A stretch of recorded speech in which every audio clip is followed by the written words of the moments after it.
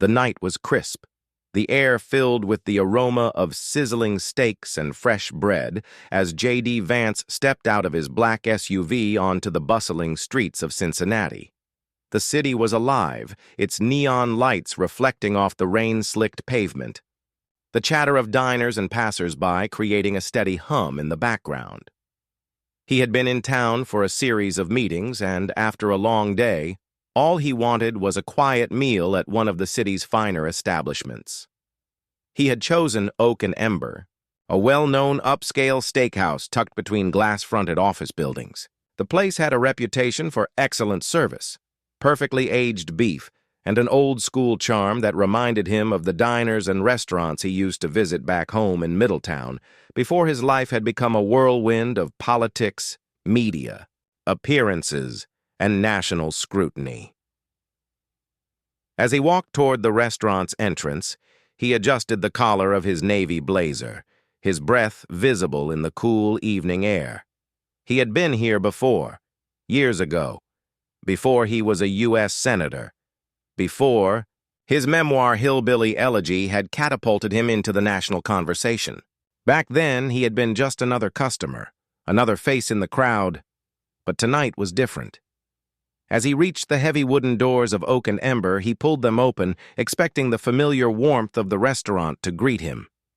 Instead, he was met with an immediate tension that crackled in the air like static electricity.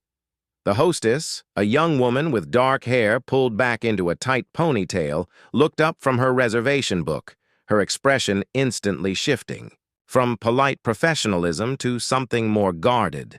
For a moment, she hesitated. Then, clearing her throat, she spoke. "Good evening, sir. Do you have a reservation?" J.D. gave her a polite nod. "I don't, but I figured I'd try my luck. Just looking for a table for one. I don't mind waiting." The hostess glanced behind her as if seeking confirmation from someone unseen. J.D. followed her gaze and noticed a middle-aged man in a crisp white shirt standing near the bar, arms crossed, watching the exchange with unmistakable interest. The manager, J.D. guessed. The man didn't move, didn't smile. He simply observed. The hostess hesitated again, her fingers tightening around the edge of the podium.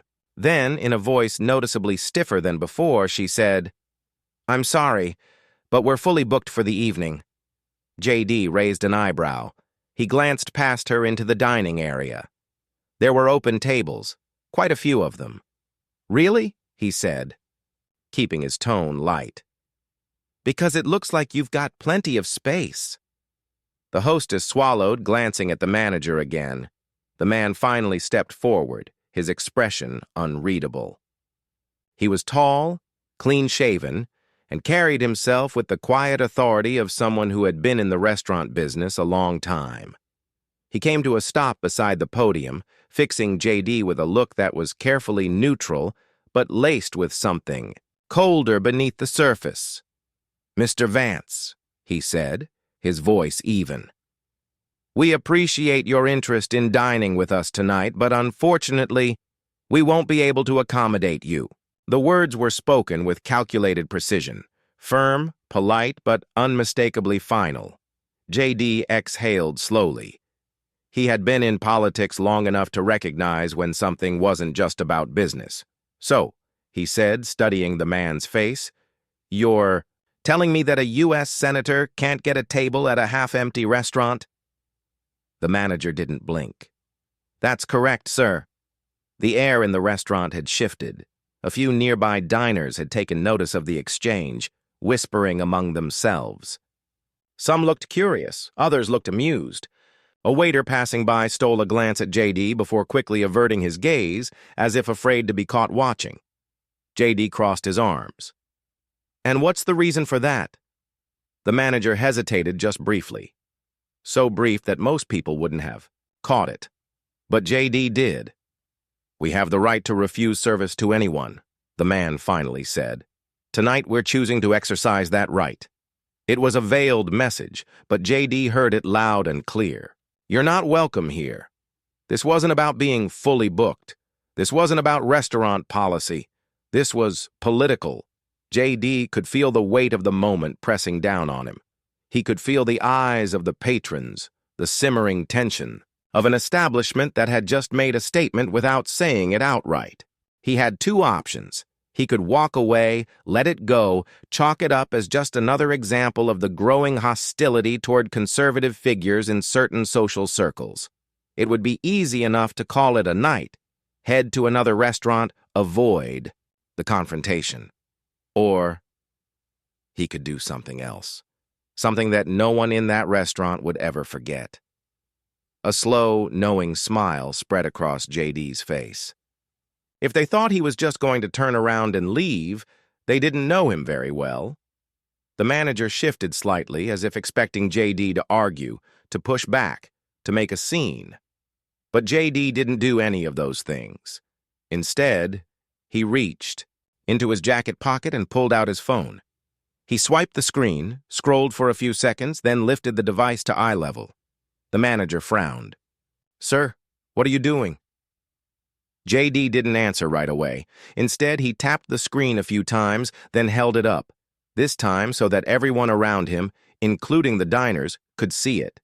It was a live stream, and just like that, the restaurant's refusal had become a very public event. The chat section was already lighting up. Comments flooded in. "What's happening? Why are they refusing him service? Are you serious? This is ridiculous. Expose them, J.D." J.D. looked back at the manager, his expression unreadable. "I just figured," he said casually, "if you're making a political statement by refusing to serve me, you wouldn't mind a little transparency about it." The manager's face paled slightly. The room had gone dead silent. Every patron in the restaurant was now glued to the unfolding moment, some leaning forward in their seats, others openly filming on their own phones. The manager's composure faltered just a bit. He knew exactly what was happening. This wasn't just a private refusal anymore. This was about to be a national headline, and J.D. Vance wasn't done yet. The energy in Oak and Ember had shifted.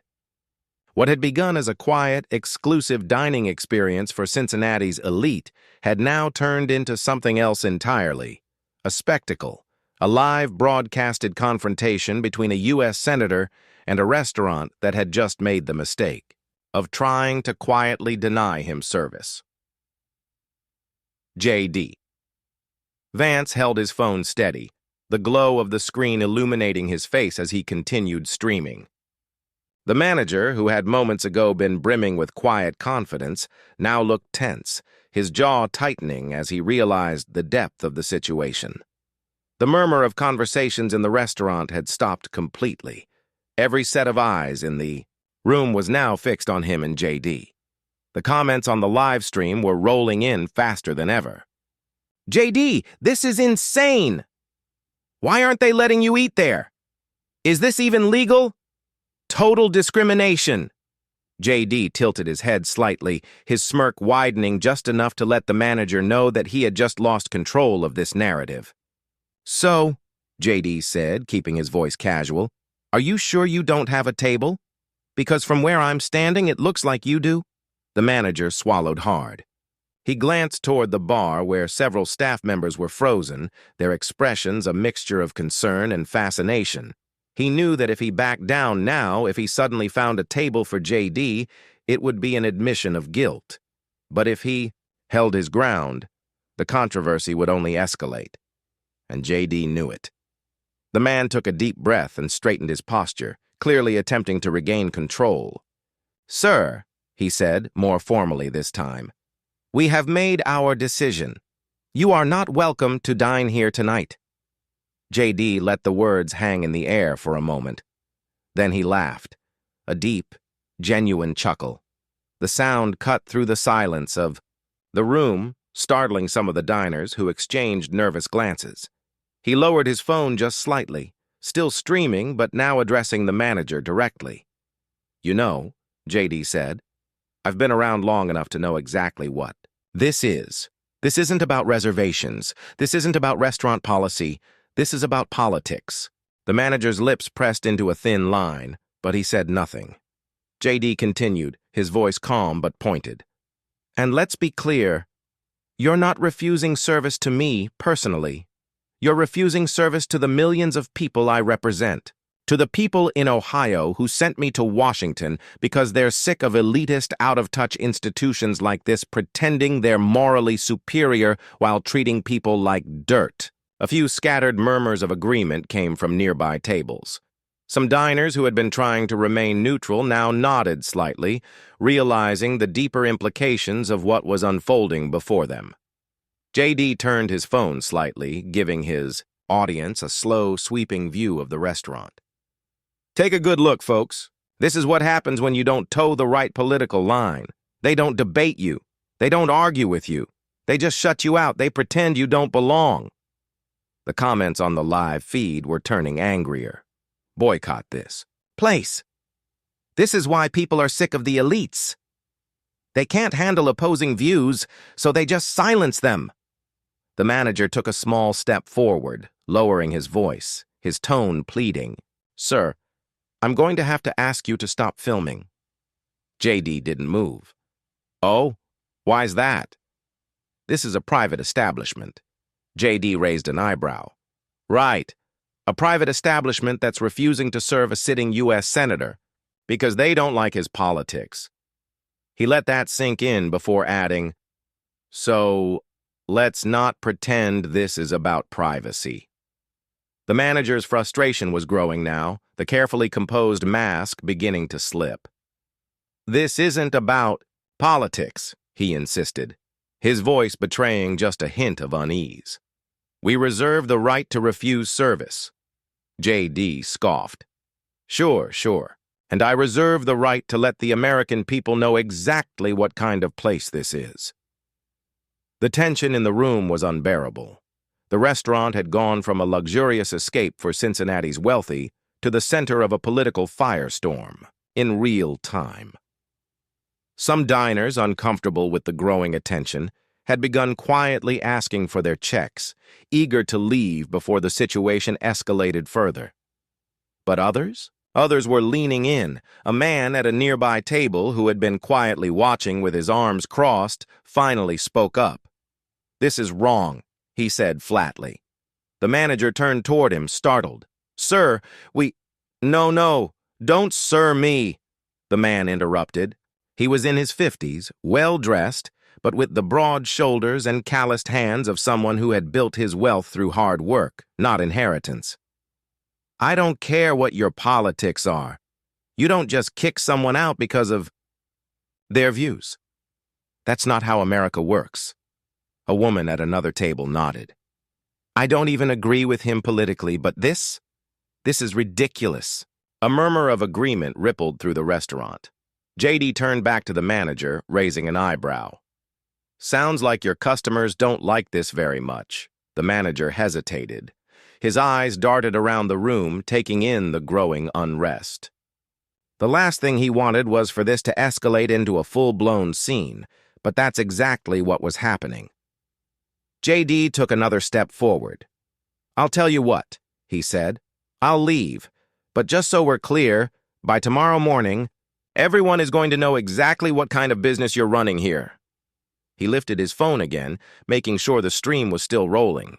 To everyone watching, if you believe in free speech, if you believe in fairness, if you believe in treating all Americans with respect, then maybe take your business somewhere else.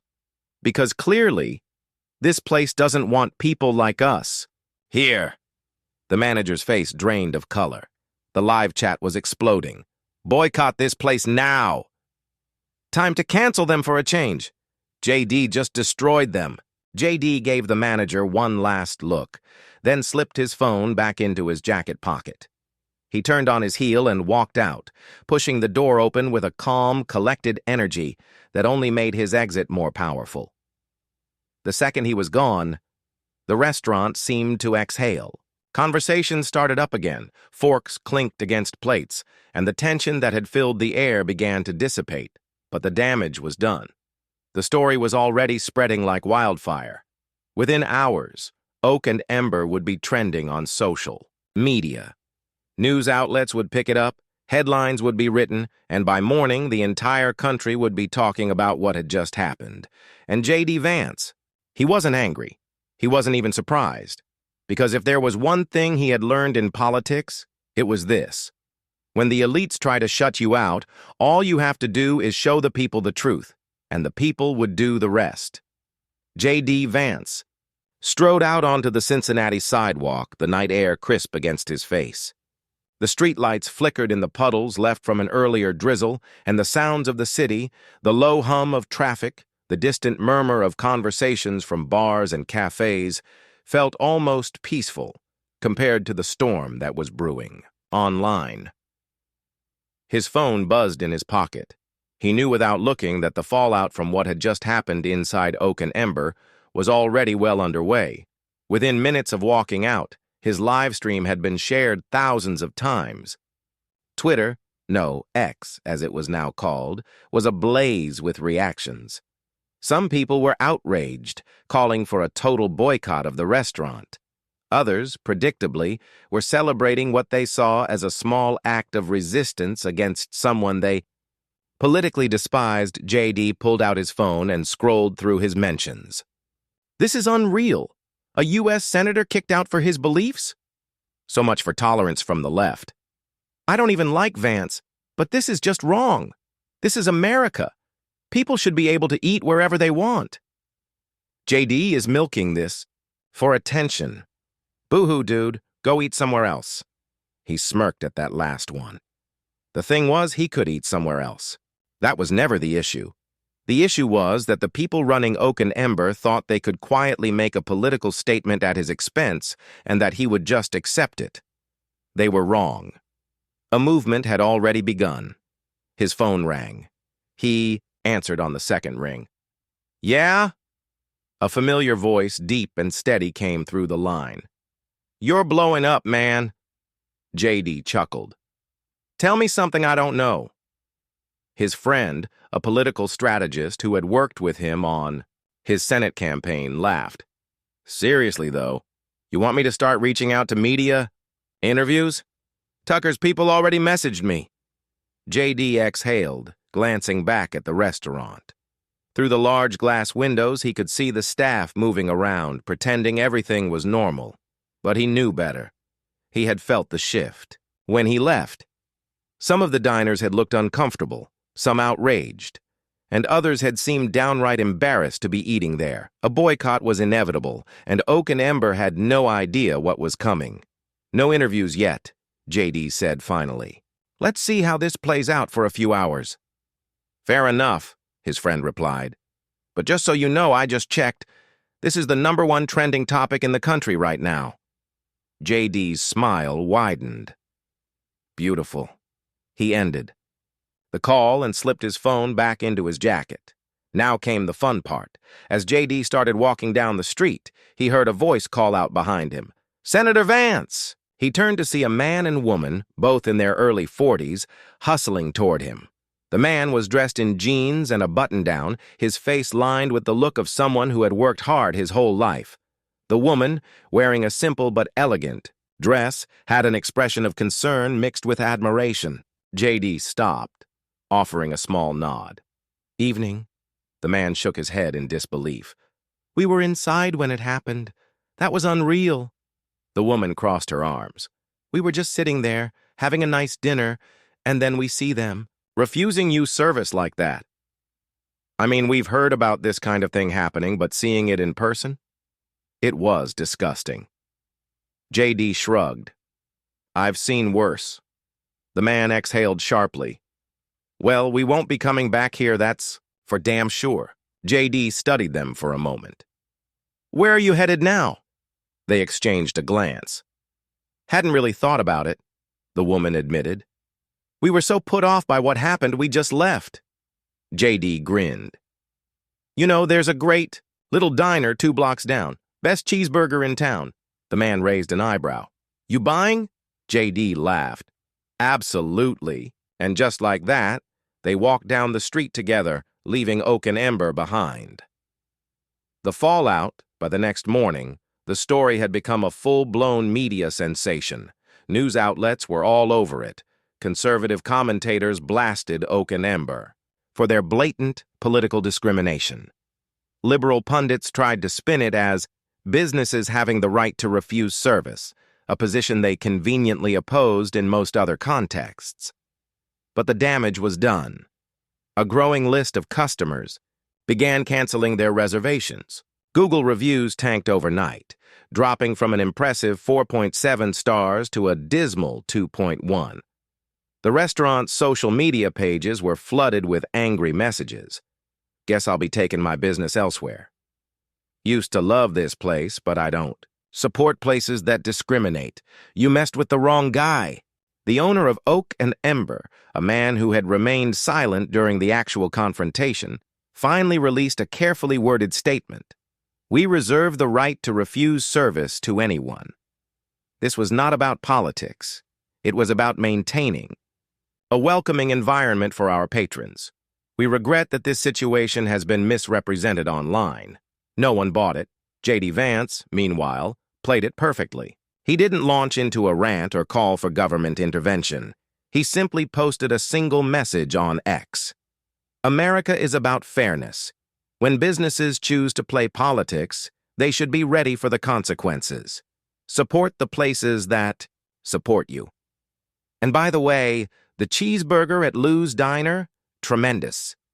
Attached was a picture of him at the local diner from the night before, shaking hands with the owner. The contrast couldn't have been clearer. Oak and Ember, elitist, exclusionary, now facing backlash. Lou's Diner, warm, welcoming, about the real America. Within days, Lou's saw a surge in customers. People traveled from across the city just to eat there, to shake JD's hand, to show their support. Meanwhile, Oak and Ember's cancellations kept rolling in. 2 weeks later, an article quietly appeared in the business section of a local newspaper. It reported that Oak and Ember had seen a significant drop in revenue and was considering restructuring its brand. Translation? They had learned a hard lesson.